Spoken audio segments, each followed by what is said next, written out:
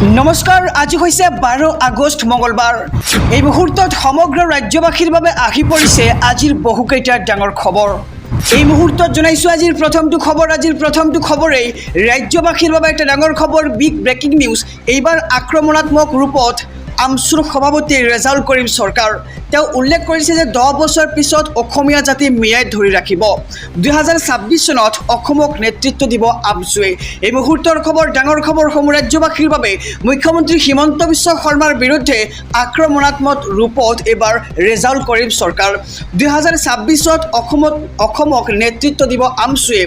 বিজেপিক ব্ৰহ্মপুত্ৰত দলিয়াই পেলাই দিয়া হ'ব, মন্তব্য আমছুৰ সভাপতি ৰেজাউল কৰিম চৰকাৰৰ। হিমন্ত বিশ্ব শৰ্মা আজীৱন মুখ্যমন্ত্ৰী হৈ নাথাকিব, 10 বছৰ পিছত অসমীয়া জাতি মিয়াই ধৰি ৰাখিব। আৰু মুখ্যমন্ত্ৰী হিমন্ত বিশ্ব শৰ্মা কেতিয়াও ৰাতি শান্তিত শুব নোৱাৰে। মানুহৰ মুখৰ ভাত কাঢ়ি লৈছে হিমন্ত বিশ্ব শৰ্মাৰ চৰকাৰখনে।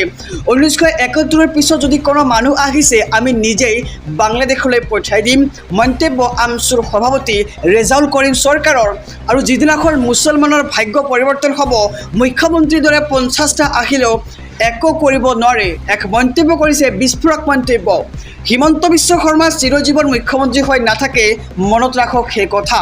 আৰু এখন যুঁজ হ'ব চৰকাৰৰ বিৰুদ্ধে, সুপ্ৰিম কোৰ্টলৈ লৈ যোৱা হ'ব। ভাৰতবৰ্ষৰ 1 নম্বৰ বাংলাদেশী ৰক্ষক হৈছে মুখ্যমন্ত্ৰী হিমন্ত বিশ্ব শৰ্মা। ধৰ্মীয় সংখ্যালঘু মুছলমানক টাৰ্গেট কৰি লৈছে হিমন্ত বিশ্ব শৰ্মাই। আৰু অসমীয়া জাতি ভাঙিব বিচাৰিছে হিমন্ত চৰকাৰে, মন্তব্য আমছুৰ সভাপতি ৰেজাউল কৰিম চৰকাৰৰ। আৰু 1 লাখ মুছলমানক সন্মুখত ৰাখি উদান্ত ভাষণ ৰেজাউল কৰিম চৰকাৰৰ। মুখ্যমন্ত্ৰী হিমন্ত বিশ্ব শৰ্মাৰ বিৰুদ্ধে আক্ৰমণাত্মক ৰূপত এইবাৰ ৰেজাউল কৰিম চৰকাৰ। তেওঁ কৈছে যে 2026ত অসমক নেতৃত্ব দিব আমছুৱে। বিজেপিক ব্ৰহ্মপুত্ৰত দলিয়াই পেলাই দিয়া হ'ব। এই মুহূৰ্তত জনাইছোঁ আজিৰ দ্বিতীয় নম্বৰ খবৰটো সমগ্ৰ ৰাজ্যবাসীৰ বাবে এটা ডাঙৰ খবৰ, বিগ ব্ৰেকিং নিউজ। SIR আহিলে হ'ব বিসংগতিপূৰ্ণ ভোটাৰ তালিকা। বিহাৰৰ দৰে অসমতো SIRক পূৰ্ণ সমৰ্থন ৰাজ্যৰ মুখ্যমন্ত্ৰী ডক্টৰ হিমন্ত বিশ্ব শৰ্মাৰ। এই মুহূৰ্তৰ খবৰ, ডাঙৰ খবৰ জনাইছোঁ সমূহ ৰাজ্যবাসীক। বিহাৰৰ দৰে অসমতো SIRক পূৰ্ণ সমৰ্থন মুখ্যমন্ত্ৰী হিমন্ত বিশ্ব শৰ্মাৰ। ভোটাৰ তালিকাৰ সংশোধন হ'লেহে বিসংগতিপূৰ্ণ ভোটাৰ তালিকা হ'ব অসমত। মৃত্যু হ'লে বা বিয়া হৈ গ'লেও ভোটাৰ লিষ্টৰ পৰা নাম নাকাটে একাংশই। আৰু এনেবোৰ স্থানত সেইবাবে 100% হয় ভোটদানৰ হাৰ। আৰু SIR আহিলে দূৰ হ'ব অসমৰ ভোটাৰ তালিকাত থকা এনে বহু বিসংগতি। এই মুহূৰ্তৰ খবৰ জনাইছোঁ, বিহাৰৰ দৰে এইবাৰ অসমতো হ'ব SIR। ভোটাৰৰ নামৰ লগত আধাৰ সংযোগ কৰিলেই নোহোৱা হ'ব সমস্যা। SIRক লৈ বিৰোধী সোচ্চাৰ হৈ থকাৰ মাজতে মুখ্যমন্ত্ৰীৰ তাৎপৰ্যপূৰ্ণ মন্তব্য। ৰাহুল গান্ধীয়ে SIRৰ বিৰোধিতা কৰিছে, কিন্তু নিজেই নাজানে তেওঁ বিচাৰ কি। আৰু তেওঁ নিৰ্বাচন আয়োগক ভোটাৰ আধাৰ সংযোগৰ পৰামৰ্শহে দিব লাগিছিল। EVMৰ গুলি নুফুটাৰ বাবেহে নতুন গুলি ফুটাবলৈ বিচাৰিছে ৰাহুল গান্ধীয়ে। আৰু বিহাৰৰ দৰে অসমতো হ'ব এইবাৰ SIR ঘোষণা কৰিছে ৰাজ্যৰ মুখ্যমন্ত্ৰী ডক্টৰ হিমন্ত বিশ্ব শৰ্মাই। জনাইছোঁ খবৰসমূহ ৰাজ্যবাসীক, ডাঙৰ খবৰ। ভোটাৰ তালিকাৰ সংশোধন হ'লেহে বিসংগতিপূৰ্ণ ভোটাৰ তালিকা হ'ব এইখন অসমত। আৰু মৃত্যু হ'লে বা বিয়া হ'লে নাম কটা নাযায় ভোটাৰ লিষ্টৰ পৰা, আৰু একাংশই নাম ৰাখি দিয়ে। আৰু এনেবোৰ স্থানত সেইবাবে 100% ভোটদানৰ হাৰ হয়, মন্তব্য কৰিছে মুখ্যমন্ত্ৰী। আৰু SIR আহিলে দূৰ হ'ব অসমৰ ভোটাৰ তালিকাত থকা এনে বহু বিসংগতি। এই মুহূৰ্তত জনাইছোঁ আজিৰ তৃতীয় নম্বৰ খবৰটোত আছে ৰাজ্যবাসীৰ বাবে এটা ডাঙৰ খবৰ, বিগ ব্ৰেকিং নিউজ। মুখ্যমন্ত্ৰী হিমন্ত বিশ্ব শৰ্মাৰ এক বিস্ফোৰক মন্তব্য। মুখ্যমন্ত্ৰীগৰাকীয়ে উল্লেখ কৰি কৈছে যে আমছুৰ প্ৰতিবাদত মানুহ হ'লেও স্তব্ধ নহয় উচ্ছেদ হৈছে আৰু উচ্ছেদ হৈয়ে থাকিব। হুলস্থুল কৰিলে 2টা উচ্ছেদ বেছিকৈহে হ'ব, মন্তব্য ৰাজ্যৰ মুখ্যমন্ত্ৰী ডক্টৰ হিমন্ত বিশ্ব শৰ্মাৰ। এই মুহূৰ্তৰ খবৰ জনাই যাম। ইয়াৰ আগতে যদিহে আপুনি চেনেলটোত নতুন, তেন্তে চেনেলটো ছাবস্ক্ৰাইব কৰক। আৰু যদিহে ভিডিঅ'খনত এতিয়ালৈকে লাইক কৰা নাই, তেন্তে এটাকৈ লাইক কৰি দিয়ক। জনাইছোঁ খবৰ, আমছুৰ প্ৰতিবাদত মানুহ হ'লেও স্তব্ধ নহয় উচ্ছেদ। হুলস্থুল কৰিলে 2টা উচ্ছেদ বেছিকৈহে হ'ব। আৰু আমছুৱে যিমান বেছি আন্দোলন কৰিব, উচ্ছেদ দুগুণে চলিব। আমি যিটো কৰিম বুলি কৈছোঁ সেয়া নিশ্চয় হ'ব।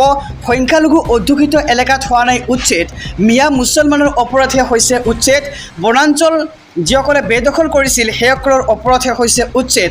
যদি বড়ো মিচিং আছে তেওঁলোকক তেওঁলোক পট্টা পোৱাৰ যোগ্য আৰু বনাঞ্চলত অজনজাতীয় লোক কিদৰে সোমাব পাৰিছে আৰু মিয়া মুছলমানৰ বাবে চৰত আমি মাটি দি থৈছোঁ, চৰত উচ্ছেদ কৰা নাই আৰু চৰৰ ভূমিত যোৱা নাই বড়ো, ৰাভা, মিচিং, অসমীয়া। ৰাজ্যৰ 50% ভূমি মিয়াসকলৰ বাবেই আছে আৰু তেওঁলোক চৰৰ পৰা কিয় আহিব বিচাৰিছে অসমীয়া এলেকালৈ? এতিয়া মুখ্যমন্ত্ৰীয়ে কৰিছে এক ডাঙৰ প্ৰশ্ন। এনেকৈ হ'লে অসমীয়া মানুহ ক'ত থাকিব? আৰু উচ্ছেদৰ বিৰুদ্ধে আমচুৰ প্ৰতিবাদক লৈ মুখ্যমন্ত্ৰীৰ এক কঠোৰ বাৰ্তা। আহিছোঁ পৰৱৰ্তী খবৰৰ মাজলৈ। বিটিআৰত শীঘ্ৰেই নচলে উচ্ছেদ আৰু বিটিআৰত কিয় শীঘ্ৰেই নচলে উচ্ছেদ এই সন্দৰ্ভত ৰাজ্যৰ মুখ্যমন্ত্ৰী ডক্টৰ হিমন্ত বিশ্ব শৰ্মাই আগবঢ়াইছে বিশেষ তাৎপৰ্যপূৰ্ণ মন্তব্য। এই মুহূৰ্তৰ খবৰ SB অসম মিডিয়াৰ সমূহ দৰ্শকৰ বাবে। বিটিআৰত শীঘ্ৰেই নচলে উচ্ছেদ অভিযানক লৈ মুখ্যমন্ত্ৰী ডক্টৰ হিমন্ত বিশ্ব শৰ্মাৰ ডাঙৰ ঘোষণা। বিটিআৰত উচ্ছেদ ইমান সহজ নহয়। বিটিআৰৰ খিলঞ্জীয়া মানুহখিনিয়ে মাটিৰ পট্টাই পোৱা নাই। প্ৰথমে খিলঞ্জীয়া মানুহক মাটিৰ পট্টা দিব লাগিব আৰু অসমত খিলঞ্জীয়া মানুহক বসুন্ধৰাৰ জৰিয়তে পট্টা দি তাৰ পিছতহে উচ্ছেদ কৰা হৈছে। আৰু বিটিআৰত শীঘ্ৰেই উচ্ছেদ কৰিলে কোচ, কলিতা, ৰাভা, বড়ো, গোৰ্খা, হিন্দীভাষী, আদিবাসী, বঙালী সকলো উচ্ছেদ হৈ যাব। যেতিয়ালৈকে মাটিৰ পট্টা প্ৰদানৰ প্ৰক্ৰিয়া শেষ হ'ব আৰু সকলো মানুহৰে মাটিৰ অধিকাৰ পালে তেতিয়াহে সেইসকল মানুহক উচ্ছেদ কৰিব পৰা যাব। গতিকে বিটিআৰত প্ৰথম কাম হ'ল মানুহক মাটিৰ পট্টা দিয়া। ইয়াৰ পিছতহে দ্বিতীয় কাম হৈছে উচ্ছেদ কৰা। আৰু উচ্ছেদ সন্দৰ্ভত ৰাজ্যৰ মুখ্যমন্ত্ৰী কৰিছে এক ডাঙৰ ঘোষণা। কৈছে যে বিটিআৰত শীঘ্ৰেই নচলে উচ্ছেদ অভিযানক লৈ মুখ্যমন্ত্ৰী ডক্টৰ হিমন্ত বিশ্ব শৰ্মাৰ এক বিশেষ তাৎপৰ্যপূৰ্ণ মন্তব্য। বিটিআৰত উচ্ছেদ ইমান সহজ নহয়। বিটিআৰৰ খিলঞ্জীয়া মানুহখিনিয়ে মাটিৰ পট্টা পোৱাই নাই আৰু মাটিৰ পট্টা দিয়াৰ পিছতহে উচ্ছেদ কৰা হ'ব বিটিআৰৰ সন্দেহজনক লোকক আৰু অসমত খিলঞ্জীয়া মানুহক বসুন্ধৰাৰ জৰিয়তে পট্টা দি তাৰ পিছতহে উচ্ছেদ কৰা হৈছে। ঠিক তেনেদৰেই বিটিআৰৰ খিলঞ্জীয়া মানুহক মাটিৰ পট্টা দি উচ্ছেদ কৰা হ'ব সন্দেহজনক লোকক। আহিছোঁ পৰৱৰ্তী খবৰৰ মাজলৈ। ৰাজ্যবাসীৰ বাবে আৰু এটি ডাঙৰ খবৰ। আৰক্ষীৰ বেহুৰ পৰাই মুখ্যমন্ত্ৰীক অপেন চেলেঞ্জ। এইবাৰ আমচুৰ আন্দোলন স্তব্ধ কৰাব নোৱাৰে মুখ্যমন্ত্ৰীয়ে। ন্যায় নোপোৱা পৰ্যন্ত চলি থাকিব এই আন্দোলন। এই মুহূৰ্তৰ খবৰ সমূহ দৰ্শকৰ বাবে। আৰক্ষীৰ বেহুৰ পৰাই মুখ্যমন্ত্ৰীক চেলেঞ্জ। এইবাৰ আমচুৰ সভাপতি ৰেজাউল কৰিম চৰকাৰৰ। আন্দোলন স্তব্ধ কৰাব নোৱাৰে মুখ্যমন্ত্ৰীয়ে। ন্যায় নোপোৱা পৰ্যন্ত চলি থাকিব এই আন্দোলন। সংখ্যালঘুৰ হকে শেষ মুহূৰ্তলৈকে যুঁজি যাম। চৰকাৰ বিৰোধী শ্লোগানেৰে উদ্দান্ত মন্তব্য এবাৰ আমচুৰ সভাপতি ৰেজাউল কৰিম চৰকাৰৰ। বিলাসীপাৰা প্ৰতিবাদস্থলীৰ পৰা আটকৰ পিছতেই আমচুৰ গৰ্জন দেখিবলৈ পোৱা গৈছে। আৰক্ষীৰ বাহনৰ পৰাই গৰ্জন ৰেজাউল কৰিম চৰকাৰৰ। মুছলমানৰ অধিকাৰৰ দাবীৰে একত্ৰিত হৈছে লাখ লাখ মুছলমান আৰু প্ৰতিবাদৰ সময়তে আৰক্ষী আৰু প্ৰতিবাদকাৰীৰ মাজত হয় এক হতাহতি আৰু ইয়াৰ পিছতেই আমচুৰ সভাপতি ৰেজাউল কৰিম চৰকাৰক আটক কৰা হয় আৰু আৰক্ষীৰ বেহুৰ পৰাই ৰেজাউল কৰিম চৰকাৰৰ গৰ্জন দেখিবলৈ পোৱা গৈছে। আহিছোঁ পৰৱৰ্তী খবৰৰ মাজলৈ। আমচুৰ প্ৰতিবাদৰ মাজতেই উচ্ছেদত স্থগিতাদেশ। শপতনামাত তথ্য দিয়াত ব্যৰ্থ হৈছে চৰকাৰ। আমচুৰ প্ৰতিবাদৰ মাজতেই উচ্ছেদত স্থগিতাদেশ ন্যায়ালয়ক চৰকাৰে দিব নোৱাৰিলে সম্পূৰ্ণ তথ্য। অহা 19 আগষ্টলৈকে প্ৰশাসনে উচ্ছেদ চলাব নোৱাৰিব কোনো এখন বনাঞ্চলত। গুৱাহাটী মহানগৰীৰ পাহাৰত উচ্ছেদত পুনৰ স্থগিতাদেশ গুৱাহাটী উচ্চ ন্যায়ালয়ৰ। উচ্ছেদ কৰিবলগীয়া অঞ্চলসমূহ বনাঞ্চল নে ৰাজহুৱা স্পষ্ট নহয় চৰকাৰ আৰু শপতনামাত চৰকাৰে সম্পূৰ্ণ তথ্য দিব নোৱাৰিলে ন্যায়ালয়ক। আৰু 19 আগষ্টত গোচৰটোৰ পুনৰ শুনানি গ্ৰহণ কৰিব ন্যায়ালয়ে।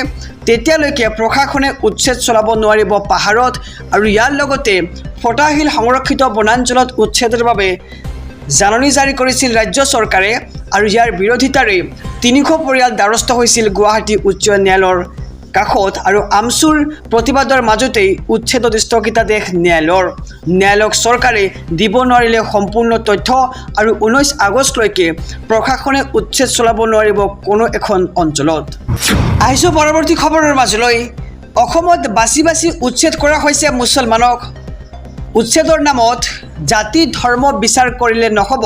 এবাৰ আমচুৰ এক হুংকাৰ। 2026 নিৰ্বাচনত জয়ী হ'বলৈ হিন্দু মুছলমানৰ ৰাজনীতি কৰিছে বিজেপি চৰকাৰে। উচ্ছেদ বাংলাদেশী বিতৰণৰ নামত অত্যাচাৰ কৰা হৈছে সংখ্যালঘুক। অসমত বাছি উচ্ছেদ কৰা হৈছে মুছলমানক আৰু মুছলমানক উচ্ছেদ কৰি সাম্প্ৰদায়িক পৰিৱেশৰ সৃষ্টি কৰিব বিচাৰিছে চৰকাৰে।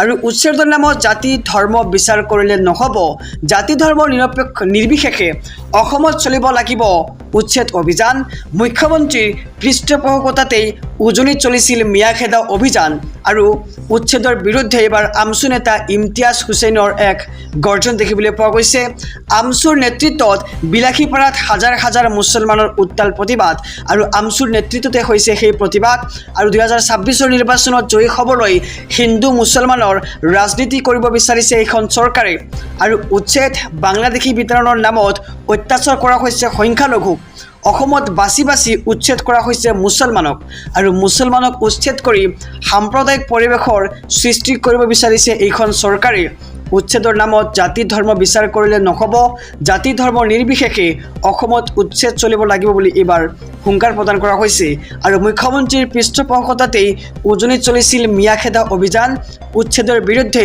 আমছু নেতা ইমতিয়াজ হুছেইনৰ এই গৰ্জন দেশবাসীৰ বাবে এটা ডাঙৰ খবৰ বিগ ব্ৰেকিং নিউজ এইবাৰ ৰাহুল গান্ধী বনাম নিৰ্বাচন আয়োগ ৰাহুল গান্ধীয়ে হয় শপতনামা দিয়ক অন্যথা ক্ষমা খোজক কঠোৰ হৈছে নিৰ্বাচন আয়োগ এই মুহূৰ্তৰ খবৰসমূহ দৰ্শকৰ বাবে বিগ ব্ৰেকিং নিউজ জনাইছোঁ নিৰ্বাচন আয়োগৰ বিৰুদ্ধে অভিযোগ আনি পুনৰ বিপদত পৰিছে ৰাহুল গান্ধীলৈ পত্ৰৰ জৰিয়তে কঠোৰ স্থিতি নিৰ্বাচন আয়োগৰ ৰাহুল গান্ধীয়ে হয় শপতনামা দিয়ক অন্যথা ক্ষমা খুজিব লাগিব ৰাহুল গান্ধীয়ে নিৰ্বাচনী আয়োগৰ লগতে সমগ্ৰ দেশবাসীৰ ওচৰত আৰু ভোট জালিয়াতিৰ অভিযোগত ৰাহুল গান্ধী বনাম নিৰ্বাচন আয়োগ শনিবাৰে নিৰ্বাচন আয়োগৰ কঠোৰ বাৰ্তা যে ৰাহুলৰ হাতত দুটা বিকল্প আছে অভিযোগ সন্দৰ্ভত ৰাহুল গান্ধীয়ে শপতনামা দিয়ক অন্যথা ক্ষমা খোজক ৰাহুল গান্ধীয়ে বৃহস্পতিবাৰে সংবাদমেলত ৰাহুল গান্ধীয়ে আনিছিল ভোট চুৰিৰ বিস্ফোৰক অভিযোগ কৰ্ণাটক মহাৰাষ্ট্ৰ আৰু হাৰিয়ানাত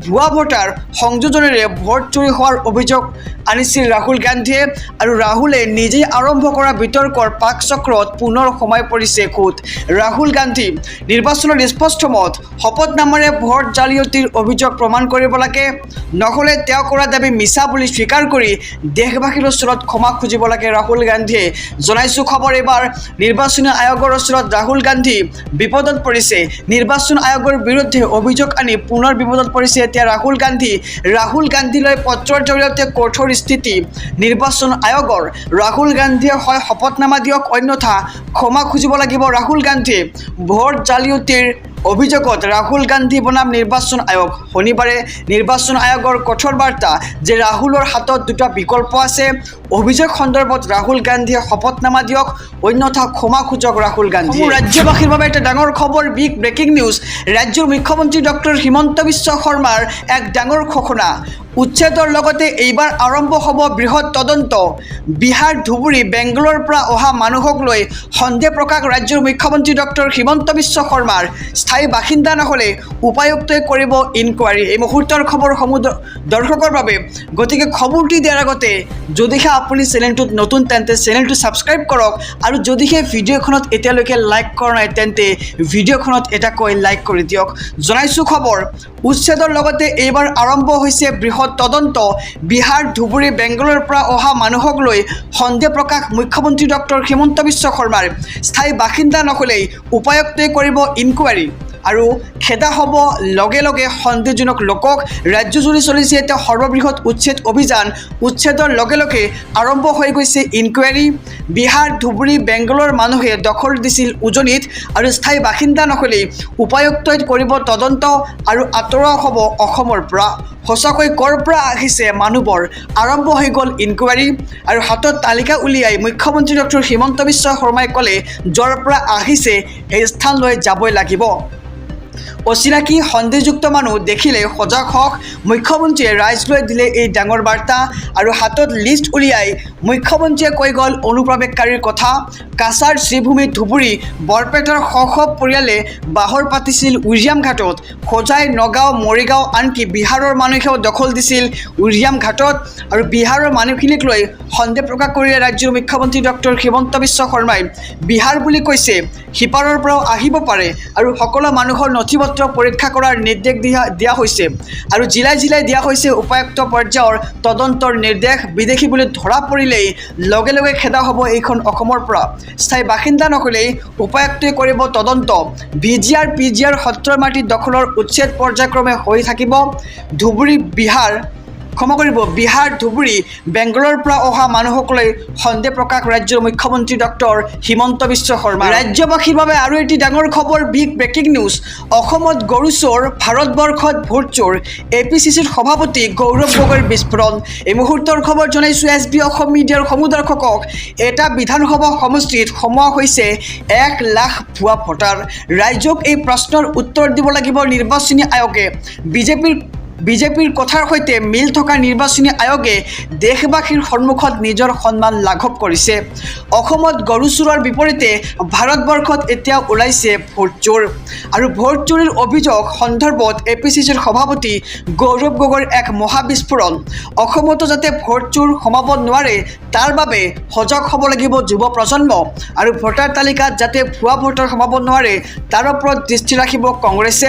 বিভিন্ন দল সংগঠনৰ লগতো এই সন্দৰ্ভত কৰা হ'ব এক আলোচনা।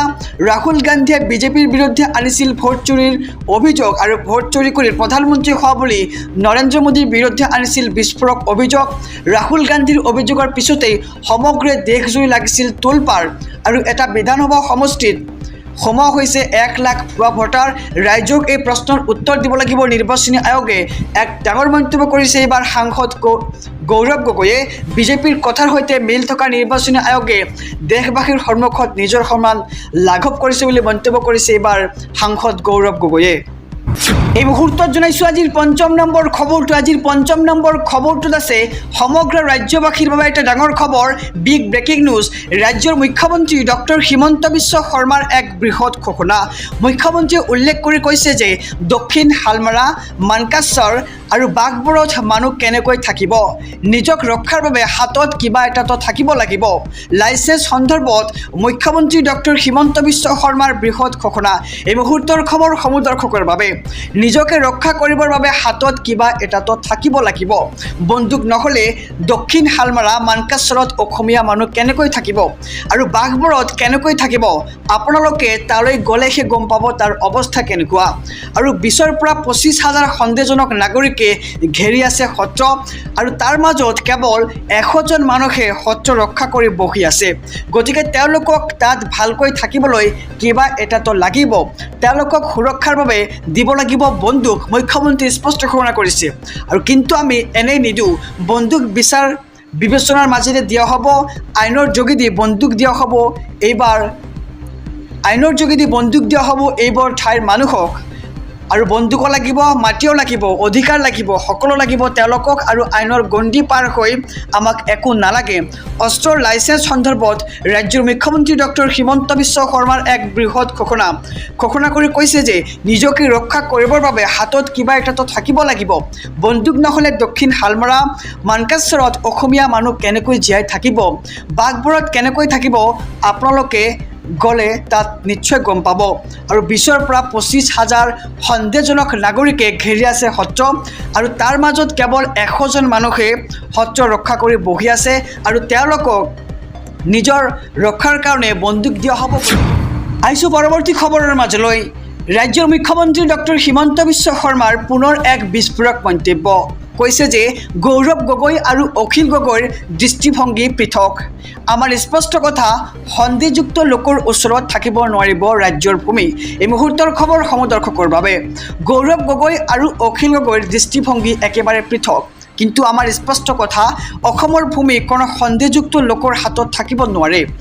আমি এটাৰ পিছত আন এটা সমষ্টি হেৰুৱালোঁ, জাতি মাটি ভেটি সকলো হেৰুৱালোঁ। উৰিয়ামঘাটৰ বেদখলকাৰীয়ে যদি ভেটি দিলে হয় তেন্তে খিলঞ্জীয়াৰ স্বাৰ্থৰ সিদ্ধি নহ'লহেঁতেন আৰু খিলঞ্জীয়াই নিজৰ অধিকাৰ হেৰুৱালেহেঁতেন। দুখীয়া মানুহৰ লগত 2ৰ পৰা 300 বিঘা মাটি কেনেকৈ থাকে, কেতিয়াও থাকিব নোৱাৰে। মুখ্যমন্ত্ৰীয়ে স্পষ্ট ঘোষণা কৰিছে। আৰু দুখীয়া মানুহৰ বৃহৎ পুখুৰী, অট্টালিকা কেনেকৈ থাকে, এই সম্পৰ্কত গৌৰৱ গগৈ আৰু অখিল গগৈৰ উত্তৰ কি হ'ব সেয়া জানিব বিচাৰিছে মুখ্যমন্ত্ৰীগৰাকীয়ে। গৌৰৱ গগৈ আৰু অখিল গগৈক উভতি ধৰিলে এইবাৰ ৰাজ্যৰ মুখ্যমন্ত্ৰী ডক্টৰ হিমন্ত বিশ্ব শৰ্মাই। আকৌ জনাইছোঁ খবৰ যে গৌৰৱ গগৈ আৰু অখিল গগৈৰ দৃষ্টিভংগী একেবাৰে পৃথক। আমি এটাৰ পিছত আন এটা সমষ্টি হেৰুৱালোঁ। উৰিয়াম ঘাটৰ বেদখলকাৰীয়ে যদি ভোট দিলে হয় তেন্তে খিলঞ্জীয়াৰ স্বাৰ্থৰ সিদ্ধি নহ'লহেঁতেন আৰু খিলঞ্জীয়াই নিজৰ অধিকাৰ হেৰুৱালেহেঁতেন। দুখীয়া মানুহৰ লগত কেনেকৈ 2ৰ পৰা 300 বিঘা মাটি থাকিব পাৰে? দুখীয়া মানুহৰ বৃহৎ পুখুৰী বৃহৎ অট্টালিকা থাকে নেকি? এই সম্পৰ্কত গৌৰৱ গগৈ আৰু অখিল গগৈৰ উত্তৰ কি সেয়া উত্তৰ বিচাৰিছে ৰাজ্যৰ মুখ্যমন্ত্ৰী ডক্টৰ হিমন্ত বিশ্ব শৰ্মাই।